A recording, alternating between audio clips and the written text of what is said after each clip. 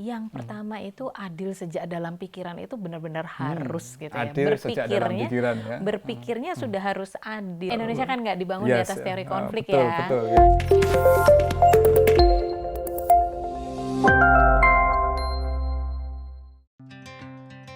Alisa Kodronada Munawarah Wahida atau Alisa Wahid mendeskripsikan dirinya sebagai humanitarian sekaligus koordinator Jaringan Nasional Gus Durian.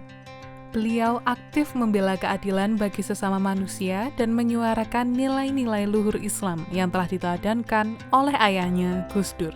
Pada kesempatan kali ini, Alisa Wahid akan berbagi mengenai nilai kemanusiaan dan keadilan yang merupakan pondasi dari hidup berbangsa dan bernegara. Halo semuanya, kembali bersama Polgov Talk dengan saya Wawan Masudi. Pada kesempatan kali ini kita akan berbincang dengan topik kemanusiaan dan keadilan dengan tamu istimewa kita, Mbak Alisa Wahid. Selamat datang Mbak Alisa Wahid, bagaimana kabarnya? Alhamdulillah baik. Alhamdulillah, sehat selalu ya Mbak Alisa ya? Alhamdulillah. Apa nih Mbak kesibukannya di era pandemi? Webinar? Webinar, termasuk take video ini? Termasuk take video ini. Mbak Alisa dan semuanya kita tahu persoalan kemanusiaan dan keadilan ini menjadi agenda yang tidak akan pernah selesai. Menjadi agenda sangat besar di negara kita. Ini menjadi bagian penting dari konsensus kebangsaan juga yang harus secara terus-menerus kita bicarakan, kita diskusikan dan kita cari jalan keluar. Karena memang dua persoalan ini terus harus kita kelola dengan baik. Iya. Mbak Alisa nih, berdasar pengalaman Mbak Alisa selama ini kan Mbak Alisa banyak bergerak ya pada isu-isu kemanusiaan, isu-isu memastikan masyarakat yang jauh lebih adil. Apa sih Mbak poin yang paling striking kayak gitu ketika kita membicarakan soal situasi kemanusiaan dan keadilan di negeri ini? Aduh, itu pertanyaannya. Pertanyaannya sederhana tapi jawabannya ya tidak sederhana ya Mas Wawan ya sebetulnya gitu. Kalau kita lihat aja misalnya dari Pancasila tuh keadilan disebut dua kali kan ya gitu. Satu keadilan sosial berarti sistemnya, satunya manusianya gitu. Makanya kemanusiaan dan keadilan memang nggak bisa dipisahin, dipisahkan akhirnya. Menjadi manusia yang adil dan beradab itu penting untuk bisa mewujudkan yang berikutnya itu gitu. Sila keempat, musyawarah itu juga susah kalau manusianya nggak adil gitu dan manusianya nggak beradab gitu. Kalau saya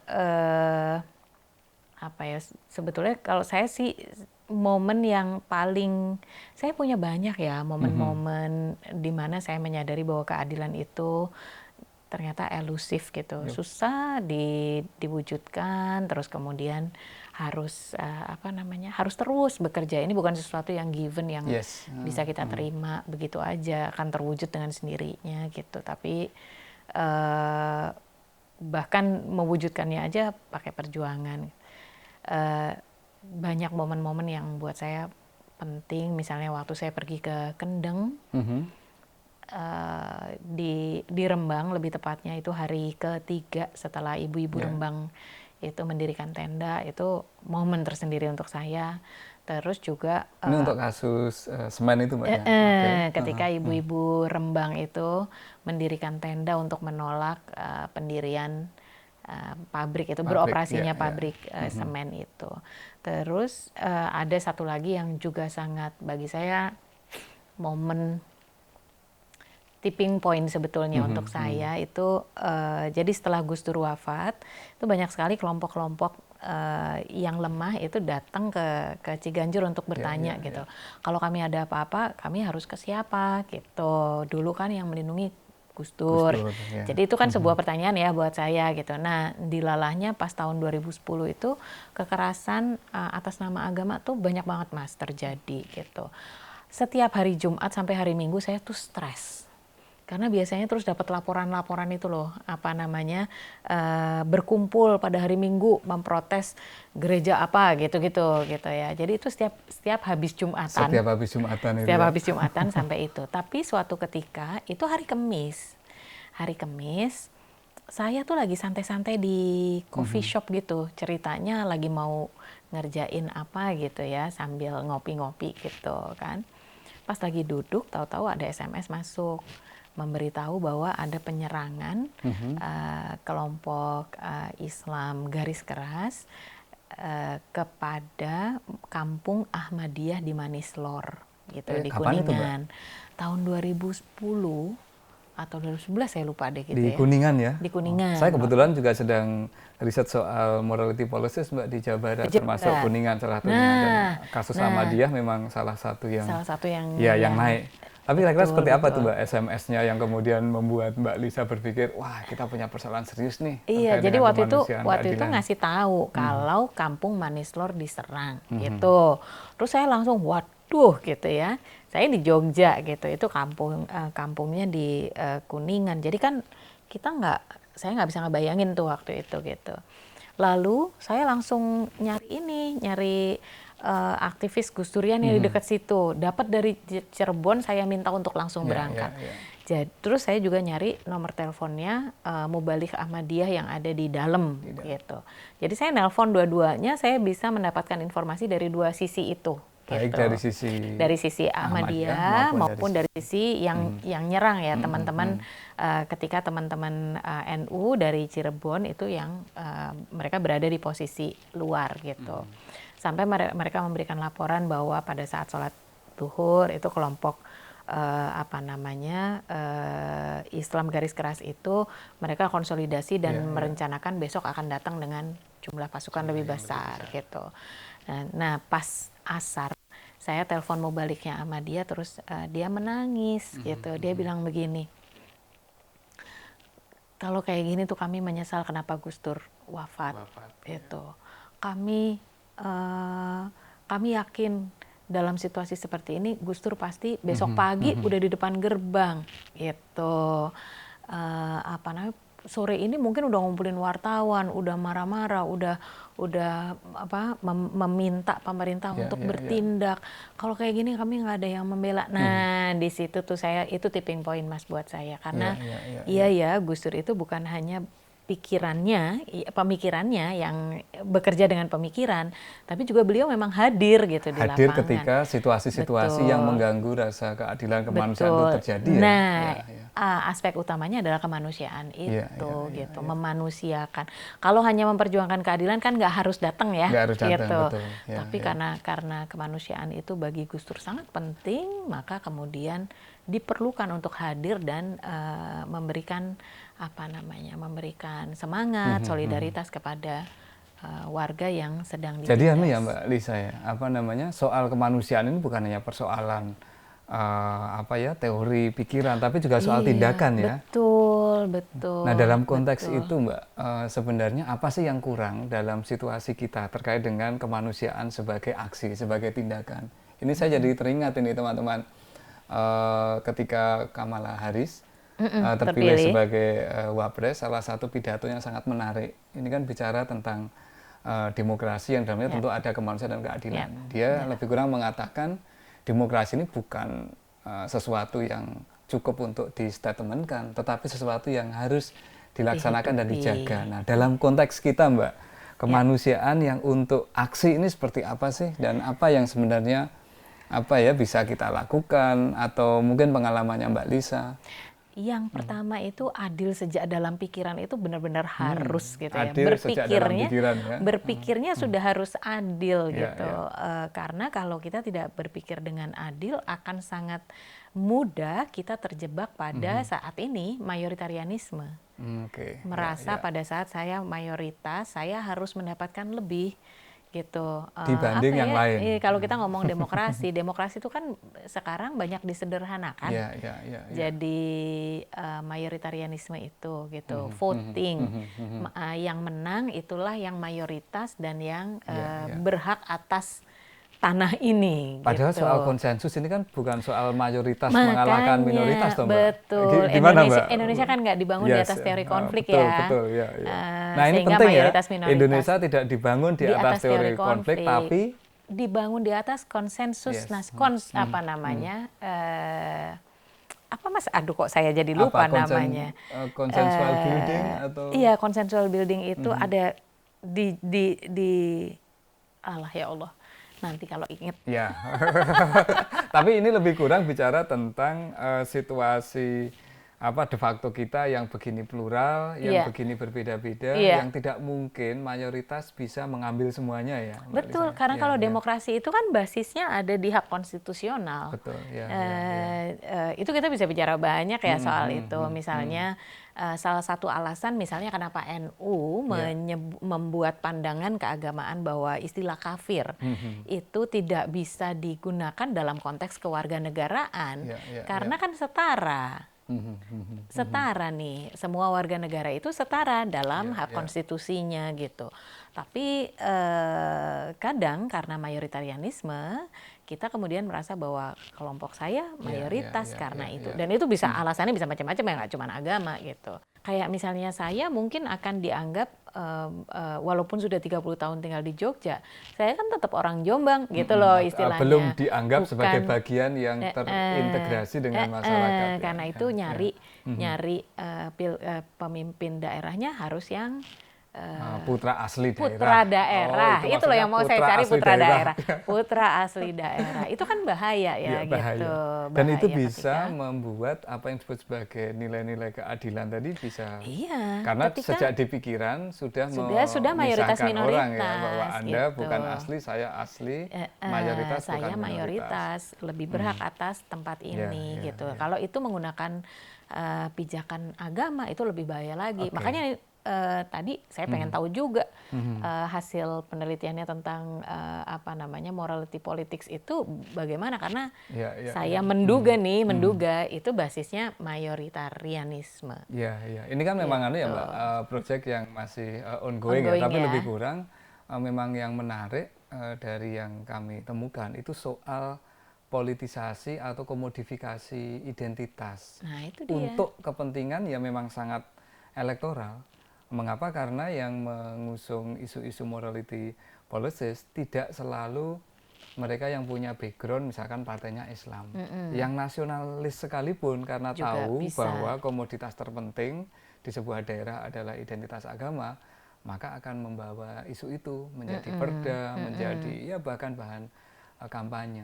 Nah ini kan berarti kan soal adil di pikiran yang belum ada ya Mbak Lisa ya. Iya, ketika dia berpikir bahwa saya mayoritas atau agama saya yang paling benar karena itu gitu. Nah, agama saya yang paling benar itu kan ya semua pemeluk agama harusnya memang berpikir begitu ya gitu. Tetapi ketika dia ketemu dengan mayoritarianisme, maka itu kemudian jadi bahaya karena dia kemudian akan punya kecenderungan untuk membuat aturan-aturan hanya menurut kepentingan kelompok mayoritas saja gitu. Itu yang menurut saya potensinya sangat besar untuk melanggar kemanusiaan dan keadilan. Nah, setelah adil dalam pikiran tadi Mbak, kira-kira kalau dari sisi aksi atau dari sisi tindakan, kira-kira pengalaman Mbak Alisa seperti apa nih dengan teman-teman jaringan Gus Durian ya Mbak? Gus Durian maupun dengan jaringan-jaringan lain yang mencoba untuk mempromot isu ini. Ini kan berarti kan dari pikiran sudah menjadi aksi yang lebih real ya Mbak ketika mempromosikan. Mungkin bisa diceritakan nih Mbak. Iya, jadi kalau kita sudah bisa, kita mulai dengan berpikir adil, maka kita akan lebih mudah untuk kemudian turun ke aksi ya, ke tindakan gitu, apa yang harus kita lakukan. Kalau kita misalnya seorang mahasiswa gitu maka yang perlu kita lakukan adalah melihat kontribusi apa sih yang bisa saya lakukan gitu, yang saya bisa tekuni untuk membangun keadilan ini gitu. Dan tujuannya, jadi keadilan itu kan sebetulnya instrumental principles supaya kemanusiaan itu bisa terwujud gitu ya Mas. Jadi Kalau saya tuh keadilan begitu. ini instrumental principle demi kemanusiaan. Demi kemanusiaan. Jadi keadilan gitu. kemanusiaan Iya, begitu. betul gitu. Ya mirip dengan apa yang Gus Dur sampaikan. Perdamaian tanpa keadilan hanyalah ilusi gitu. Jadi kalau mau damai yang berkelanjutan, memang harus mewujudkan keadilan itu gitu. Nah, misalnya begini nih, Papua deh gitu ya. Kenapa bergejolak terus? Ya karena keadilannya belum nyampe gitu. Jadi untuk mempertahankan Papua ini supaya benar-benar menjadi bagian yang integral dalam kehidupan Indonesia, keadilannya ini yang harus kita selesaikan dulu nih gitu. Keadilan sosial di Papua itu gitu. Masa penyumbang PDB terbesar nomor 5 dan nomor 6 di Indonesia, tapi kualitas kehidupan manusianya paling rendah, kualitas pendidikannya paling rendah, kualitas kesehatannya paling rendah. Kan ya gimana bisa merasakan keadilan itu? Keadilan ya ketika gitu. hal yang mendasar itu belum bisa dipenuhi. Betul gitu. Nah, jadi ngelihatnya kan begitu ya Mas gitu. Nah, kalau sebetulnya setiap orang sepanjang dia merasa dia adalah warga negara gitu, dia bisa menyumbang. Hanya memang tantangannya adalah banyak orang tidak merasa tidak merasa punya sesuatu gitu. Jadi merasa emang aku bisa apa gitu itu ada orang anak-anak muda terutama yang berpikir seperti itu, atau masyarakat kebanyakan ibu-ibu atau warga negara yang mereka petani misalnya mungkin tidak berpikir bahwa apa yang mereka lakukan yang bisa mereka sumbangkan ya. Gitu. Tapi sebetulnya bisa. Nah, terutama mahasiswa ini penting banget. Kenapa? Karena mahasiswa itu jembatan kita ke masa depan. Pertama mereka dibekali dengan ilmu pengetahuannya, tapi mereka juga yang nanti akan membuat kebijakan, akan memimpin membuat gitu kan. kebijakan yang akan mentransformasi ide-ide itu ya ke dalam. Jadi sekarang pertanyaannya adalah bagaimana anak-anak muda Indonesia ini mau mengambil kontribusinya nih, gitu untuk memperkuat keadilan. Tapi ini peran anak muda ini saya kira menjadi sangat krusial ya Mbak untuk beberapa hal ya. Satu, kita tahu Indonesia ini sedang menghadapi masa bonus demografi. Betul. Artinya struktur terbesar dari penduduk Indonesia ya sekarang anak muda usia produktif kan, dan bahkan menurut nanti itu, beberapa 2028 survei sampai 2032 tuh puncaknya bahkan sekarang kan. pun ya beberapa statistik menunjukkan kelompok milenial yang itu tentu anak-anak muda tadi kan mencapai sekitar 30 sampai 35% ya. Nah, kira-kira Mbak kalau untuk membidik khusus kelompok ini kan kelompok yang bisa jadi tidak terlalu peduli dengan ide-ide yang terlalu grandeur soal kemanusiaan keadilan, tapi kan mereka yang akan menjaga konsensus kebangsaan kita. Jadi gini Mbak. Mas, saya tertarik sekali. Jadi anak-anak muda itu ya, anak-anak muda itu pada dasarnya mereka lebih kritis ya, mereka lebih kritis. Mungkin karena tingkat pendidikan yang lebih tinggi gitu. Mungkin juga karena perkembangan digital itu membuat mereka harus proaktif kan, mencari gitu ya. Sehingga everything is available gitu on their fingertips kan gitu ya. Jadi kemudian mereka lebih terasah, mereka lebih informed lah gitu, lebih punya banyak wawasan.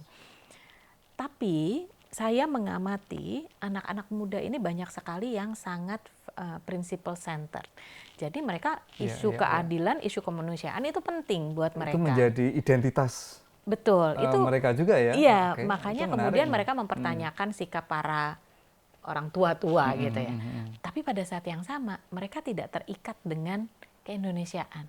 Mereka mereka lebih relate dengan generasi mereka yang global. Artinya jangan-jangan memang kemanusiaan itu ya nilai global tuh Mbak? Memang yang tidak semata-mata justru itu tantangannya kan akhirnya. Bagaimana kemudian keyakinan atas nilai-nilai kemanusiaan dan keadilan itu bisa didorong ke arah kontribusi merawat Indonesia. Merawat Indonesia. Ya, sebagai ya, konteks ya. gitu. Ya ini karena kan keadilan, kemanusiaan, nilai ini nilai universal. Sementara keindonesiaan merupakan konteks di mana nilai itu semestinya sangat kontekstual lokal gitu. Artinya itu berarti tantangan menarik ya Mbak ya, mempertemukan saya baru sadar nih. Ya, wah tapi bagus ini. Saya baru sadar bahwa iya ya, karena saya mengamati anak-anak saya atau anak-anak milenial yang ada di Twitter gitu ya. Cara yang kritis-kritis ini bagus-bagus pemikirannya. Mereka mempertanyakan kebijakan, mereka mempertanyakan sikap politisi, mereka mempertanyakan politik, mereka mempertanyakan peran negara gitu ya. Mereka mempertanyakan itu. Tapi dengan nilai-nilai universal loh ini gitu. Jadi bagaimana kemudian menjaga supaya mereka ini tetap mau merawat Indonesia itu tantangan kita tuh, PR kita. Tantangan kita ya, khususnya untuk anak-anak muda atau generasi milenial ya Mbak ya. Nah ini satu hal lagi nih Mbak, ini soal merawat konsensus kebangsaan melalui nilai kemanusiaan dan keadilan ini kan mestinya menjadi tanggung jawab seluruh komponen ya. Betul. Baik itu pemerintah, baik itu partai politik, baik itu masyarakat, bahkan termasuk individu. Nah ini menurut penilaian Mbak Alisa nih, berdasar pengalaman selama ini. Langsung menghela nafas. Langsung menghela nafas ya, karena kan ini seperti apa Mbak ya, karena seringkali kita lihat negara sendiri juga alpa untuk menjaga nilai kemanusiaan dan keadilan. Betul. Pada saat yang bersamaan masyarakat, misalkan lewat gerakannya Mbak Lisa, ini kan yang justru sangat aktif. Nah membangun ini sebagai sebuah kegotong royongan menjaga konsensus seperti apa Mbak ya kira-kira? Saya tuh baru belajar teori U dari Profesor Otto Scharmer. Dia di Sloan School of Management MIT. Dan dia spesialisasinya adalah system thinking dan transformation gitu. Dia bilang begini, you cannot change you cannot understand a system until you change it. Wow. Satu. itu sebetulnya Kurt Lewin ya yang ngomong. Terus dia bilang, you cannot change a system until you change the mental model para pelaku sistemnya. Gitu. Nah, dia bilang begini, kalau kita itu hanya melakukan perubahan struktural, hanya melakukan respons terhadap gejala-gejala yang ada gitu, tapi tidak mengubah mental model para pelaku sistemnya, what you have is a structural change, but the same people will create the same problem again and again. Dia bilang gitu. Jadi kalau ditanya harus bagaimana, menurut saya kita memang harus mengubah sistem secara keseluruhan, tapi bukan revolusioner, bukan. Menurut saya kalau untuk dari ideologi dan sistem strukturnya itu sendiri tetap sudah oke lah ya, demokrasi secara prosedur juga udah oke gitu. Partisipasi masyarakat juga sudah ada ruangnya. Tapi mental model masyarakatnya, mental model pelaku sistemnya termasuk akademisi, birokrasi, kemudian politisi dan media. Ini yang paling penting menurut saya 4 ini sih. Gitu ya, dan bisnis pelaku bisnis. Kalau 5 ini cara berpikirnya atau mental modelnya bisa bertransformasi ke arah kemanusiaan dan keadilan, terutama keadilan sosial. Menurut saya kita punya harapan yang sangat besar, Mas. Dan ini menjadi bagian dari dakwah jangka panjang kita, Mbak. Betul. Tapi kalau kita nggak mengubah mental model atau paradigma cara berpikir kita, ya bisa jadi apa yang ditakutkan oleh teman-teman gerakan demokrasi saat ini itu juga nanti akan lebih cepat kita hadapi, di mana apalagi memang demokrasi saat ini membutuhkan substansinya harus kita bangun, Mbak, setelah kita semua berhasil dengan yang prosedural. Iya, makanya justru itu harus mengubah, mentransformasi cara berpikir kita dulu, dan kita perlu menemukan cara tuh untuk itu. Gitu. Ini menjadi agenda kita ke depan ya, Mbak. Banget. Ya anyway, terima kasih Mbak Lisa. Saya kira perbincangan yang sangat menarik. Bicara soal kemanusiaan dan keadilan sebagai konsensus kebangsaan kita, ternyata bukan sesuatu yang given ya Mbak, tapi justru sesuatu yang harus kita perjuangkan dari waktu ke waktu. Dan saya kira kita semua bisa menjadi bagian penting ya Mbak, generasi milenial, agamawan, politisi, negara juga harus kita tanggung jawabnya, termasuk elemen-elemen yang ada di kampus dan termasuk individu. Demikian Polgov Talk kali ini dengan topik kemanusiaan dan keadilan. Nantikan video edisi-edisi berikutnya dan jangan lupa kunjungi website serta sosial media DPP Visipol UGM. Stay safe, jangan lupa pakai masker, jaga jarak, dan cuci tangan. Terima kasih, sampai jumpa. Sampai jumpa. Sampai jumpa.